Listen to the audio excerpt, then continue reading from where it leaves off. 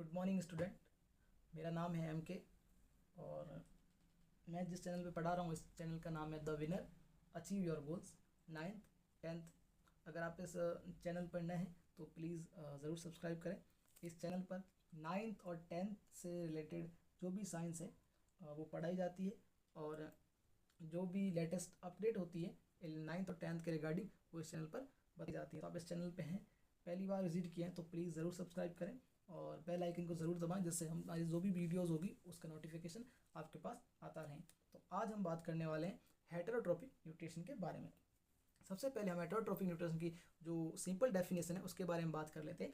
हेटेरोट्रोपिक nutrition का मतलब होता है जब भी कोई ऑर्गेनिज्म, मान लीजिए ये एक ऑर्गेनिज्म है, जैसे ये एक ऑर्गेनिज्म है, मान लेते हम इसे ऑर्गेनिज्म मान लेते हैं। ये ऑर्गेनिज्म जब फूड के लिए किसी और ऑर्गेनिज्म के लिए ऊपर डिपेंडेंट रहे, या फिर बात करें हम किसी प्लांट के ऊपर भी डिपेंडेंट रह सकता है फूड के लिए, तो उस ऑर्गेनिज्म को हम कहते हैं हेटेरोट्रोप या फिर हेटेरोट्रोपिक। जो ये न्यूट्रिशन का जो ऑब्टेन करने का न्यूट्रिशन ऑब्टेन करने का तरीका है किसी दूसरे ऑर्गेनिज्म पर डिपेंड रहने का, तो उसे हम कहते हैं हेटेरोट्रोपिक न्यूट्रिशन।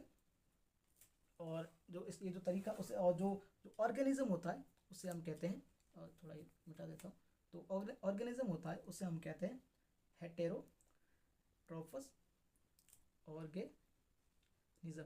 यानी अगर वापस बात करें हेटेरोट्रोपस ऑर्गेनिज्म की, जब कोई एक ऑर्गेनिज्म अपने फूड के लिए किसी और ऑर्गेनिज्म या फिर किसी और ऑर्गेनिज्म, या फिर हो सकता है वो प्लांट भी एक तरह का ऑर्गेनिज्म भी है, उस पर डिपेंडेंट रहे, तो हम उस ऑर्गेनिज्म को तो हेटेरोट्रोपस ऑर्गेनिज्म कहते हैं। और इस प्रकार के न्यूट्रिशन ग्रहण करने के तरीके को हम हेटेरोट्रोपिक न्यूट्रिशन कहते हैं।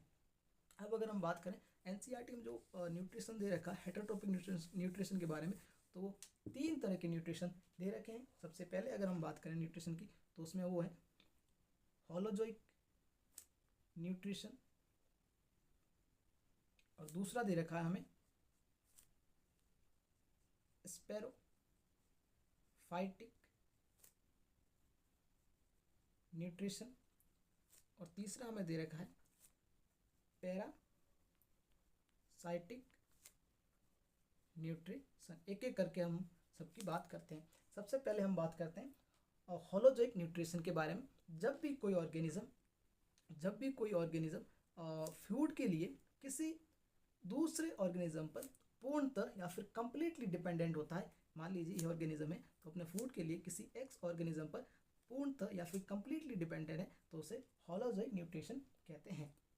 और इस तरह के न्यूट्रिशन में जो ये ऑर्गेनिज्म होता है, ये जो है फूड जो है, पहले तो फूड को ये जो है इंटेक करते हैं और उसके यानी फूड पहले खाते हैं, उसके बाद इसका जो है डाइजेशन करते हैं, और डाइजेशन करने के बाद इस फूड को जो है ये एब्जॉर्ब करते हैं। यानी कि पहले ये फूड लेते हैं, उसके बाद में शरीर के अंदर ही इनका जो फूड का डाइजेशन होता है, और उसके बाद में ये फूड को एब्जॉर्ब करते हैं।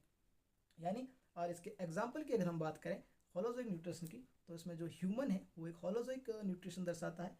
काऊ हो गई, और जो डॉग है, अमीबा है, पैरामीशियम है, ये जो सब है होलोजोइक न्यूट्रिशन दर्शाते हैं। अगर हम स्पेरोफाइटिक न्यूट्रिशन की बात करें तो स्पेरोफाइटिक न्यूट्रिशन, या इसे हम हिंदी में जो है मृतपोषी पोषण भी कहते हैं। इसमें जो होता है ऑर्गेनिज्म जो होता है फीड जो यानी खाता है जो डेड मटेरियल होता है, यानी जो मरा हुआ पदार्थ हो गया, जैसे पत्तियां हो गई, या फिर मरा हुआ कोई ऑर्गेनिज्म हो गया, या फिर डिकेइंग मैटर हो गया जो कि सड़ा गला है, उससे जो होता है अपना ये भोजन प्राप्त या फिर न्यूट्रिशन प्राप्त करते हैं।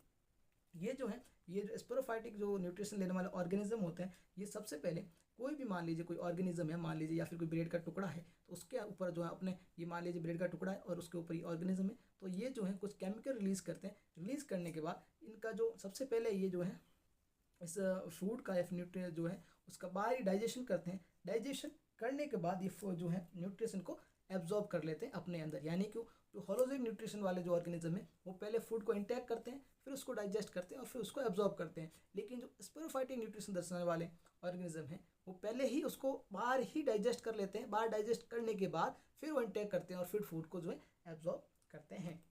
और इसके अगर हम एग्जाम्पल की बात करें स्पेरोफाइटिक न्यूट्रिशन की, तो इसके एग्जाम्पल में आता है ब्रेड मोल्स और ईस्ट, और इसका एक एग्जांपल एनसीईआरटी में और दिखा है, इसे हम कहते हैं मशरूम। और आगे हम बात करने वाले हैं पैरासाइटिक न्यूट्रिशन के बारे में। पैरासाइटिक न्यूट्रिशन का मतलब होता है जब भी कोई ऑर्गेनिज्म, जैसे मान लीजिए एक ऑर्गेनिज्म है ए, जब ये ऑर्गेनिज्म किसी दूसरे ऑर्गेनिज्म के अंदर रहता है, यानी उसके शरीर के अंदर रहता है और वहीं से अपना पोषण या फिर न्यूट्रिशन प्राप्त करता है, तो इस तरह के पोषण को हम पैरासाइटिक न्यूट्रिशन कहते हैं। और जो ऑर्गेनिज्म है, जैसे कि ए ऑर्गेनिज्म है जो इन सी बी और सी ऑर्गेनिज्म के अंदर रहकर पोषण प्राप्त करता है, तो इसे जो है हम इस ऑर्गेनिज्म को हम कहते हैं पैरासिटिक ऑर्गेनिज्म, या फिर इस न्यूट्रिशन कहते हैं पैरासाइटिक न्यूट्रिशन। और ये जो है न्यूट्रिशन कहाँ से ऑब्जॉर्व करता है? This obtain nutrition by obtain nutrition by living on या और इनसाइड द होस्ट, यानी कि जिस ऑर्गेनिज्म के अंदर रहता है, जैसे कि बी और सी के अंदर रह रहा है तो हम इन्हें होस्ट कहते हैं, और जो ऑर्गेनिज्म उनके अंदर रहता है उन्हें हम पैरासिटिक या फिर पैरासाइट कहते हैं। और जो न्यूट्रिशन करने का तरीका है उसे हम पैरासिटिक न्यूट्रिशन कहते हैं। और अगर हम वापस इनके रीजन की बात करें तो ऐसा हम कह सकते हैं कि जो हेटेरोट्रोपिक न्यूट्रिशन 3 तरह के होता है: होलोजोइक न्यूट्रिशन, स्पेरोफाइटिक न्यूट्रिशन और पैरासाइटिक न्यूट्रिशन।